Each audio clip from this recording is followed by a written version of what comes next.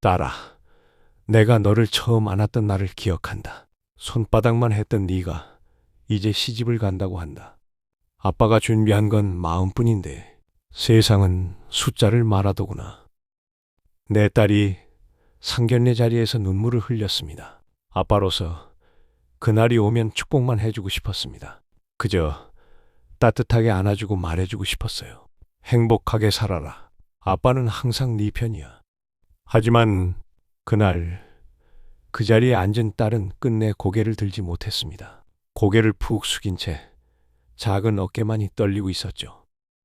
지금은 30이 된 우리 딸. 하지만 내 눈엔 아직도 고무줄로 머리를 묶고 까르르 웃던 그 아이 그대로다. 어릴 적 운동회 날 뛰다가 무릎이 까졌는데도 울지 않았다. 아빠는 내가 울면 더 슬퍼하니까 나 안 울 거야. 그 작은 입으로 그렇게 말하던 아이였다. 엄마 없이 내가 키운 아이였다. 젖병도 이유식도 밤새 열나는 몸도 모두 내 손으로 보살폈다. 그래서였을까? 결혼을 앞두고 있는 지금 나는 그저 조용히 축복해주고 싶었을 뿐이었다. 그 아이가 겪는 사랑이 내가 못 지켜준 행복까지 담겨 있길 바랐던 거였다. 상견례를 하루 앞둔 밤이었다. 딸아이는 말 한마디 없이 방 안을 서성였다. 이불을 개고 서랍을 열었다가 닫고 옷장을 정리하며 바쁘게 손을 놀렸다. 무언가를 준비하는 듯 보였지만 어쩐지 그 움직임은 안절부절 못하는 마음 같았다. 나는 거실에서 조용히 그 모습을 지켜봤다. 몇 번이나 말을 걸까 하다가 괜히 방해가 될까 싶어 말없이 고개를 돌렸다.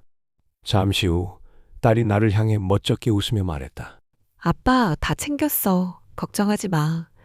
예단도 혼수도 다 준비 끝났어. 말은 그렇게 했지만 내 딸의 미소는 평소와 달리 어딘가 어색했다. 그 말투, 그 눈빛. 나는 순간 가슴 한쪽이 묘하게 쿡 하고 내려앉는 걸 느꼈다. 지금 생각하면 그때 알아차렸어야 했다.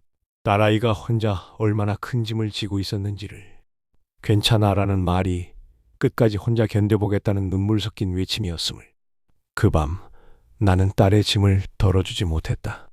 그러고도 아침은 어김없이 밝았다. 그렇게 상견례 당일이 되었다. 그들은 약속 시간보다 1시간을 늦게 나타났다. 나는 혹시 무슨 일이 있었던 건 아닐까? 혼자 수십 가지 생각을 하며 기다렸다. 그리고 마침내 그 사람들이 느릿하게 모습을 드러냈다. 약속 시간보다 한참 늦은 그들의 얼굴에는 미안함이라고는 그림자조차 없었다. 사과 한마디 없이 느긋하게 자리에 앉았다. 인사도 끝나기 전에 예비 사위의 아버지가 굵은 서류 봉투를 내밀었다. 마치 사전에 준비한 거래 문서를 건네는 사람처럼 아무렇지 않게 내밀었다. 나는 얼떨결에 그 봉투를 받았다. 손끝에서 전해지는 두툼한 무게가 이상하게 낯설게 느껴졌다. 봉투를 열자마자 숨막히는 글자들이 눈에 들어왔다. 예단 비용, 혼수 리스트, 신혼집 명의, 인테리어 견적서까지 줄줄이 적혀 있었다. 다음 페이지엔 자동차, 가전제품, 예복, 패백 음식, 결혼식 식비까지 빠짐없이 나열돼 있었다. 페이지를 넘길 때마다 금액이 쌓였고 내 마음도 함께 무너져 내렸다. 총합은 5억 원이 훌쩍 넘는 액수였다. 나는 이 자리가 축복의 자리가 아니라 흥정을 위한 장터였다는 걸 그제야 깨달았다. 그들의 말은 더 뻔뻔했다. 우리 집안 체면이 있지 않습니까? 라는 말이 던져졌다. 딸 하나밖에 없으시잖아요.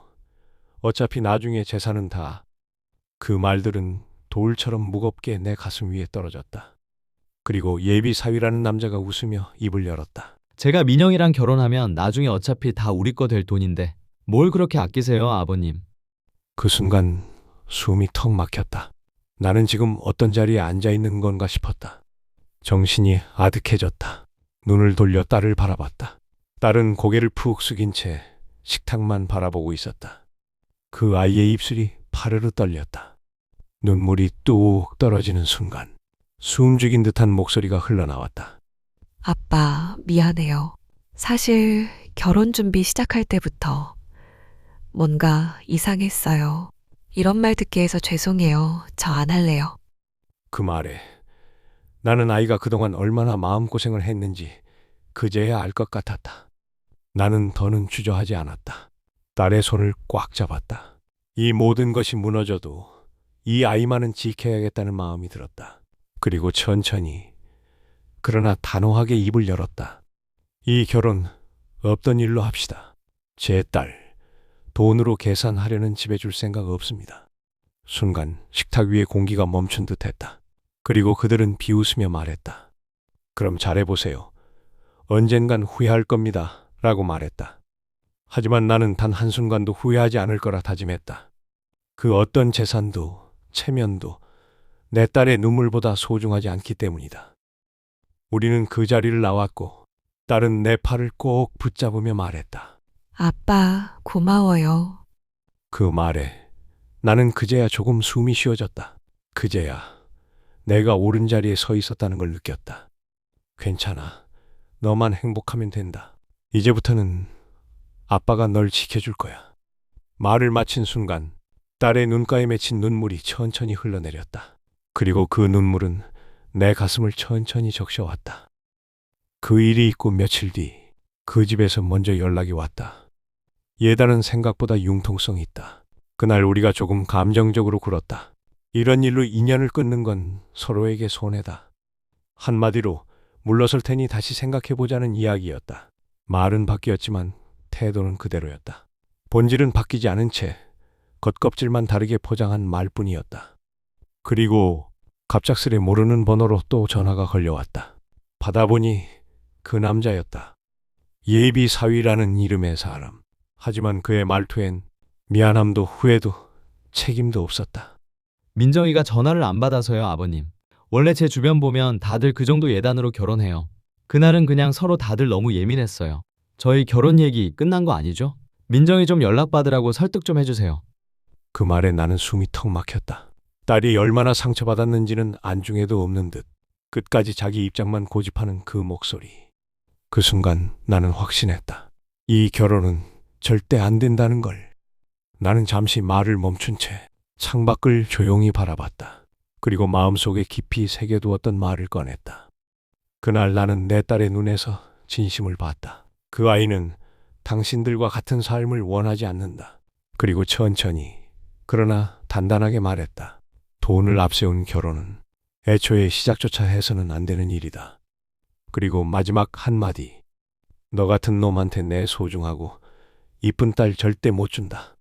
그날 이후 그들은 더 이상 어떤 연락도 해오지 않았다. 아마도 자존심이 상했을 것이다. 거절당했다는 사실보다 자신들의 요구가 틀렸다는 걸 인정해야 했기 때문이다. 하지만 나는 후회하지 않는다. 지켜야 할 것을 지킨 아버지로서의 선택이었기 때문이다. 무너진 자리에서 딸을 다시 일으켜 세운 날이었기 때문이다. 딸은 지금 혼자서 새로운 시작을 준비하고 있다. 상처받은 마음을 다독이며 스스로를 다시 사랑하는 법을 배워가고 있다. 쉽지 않은 시간이겠지만 그 속에서도 웃는 날이 점점 늘어나고 있다.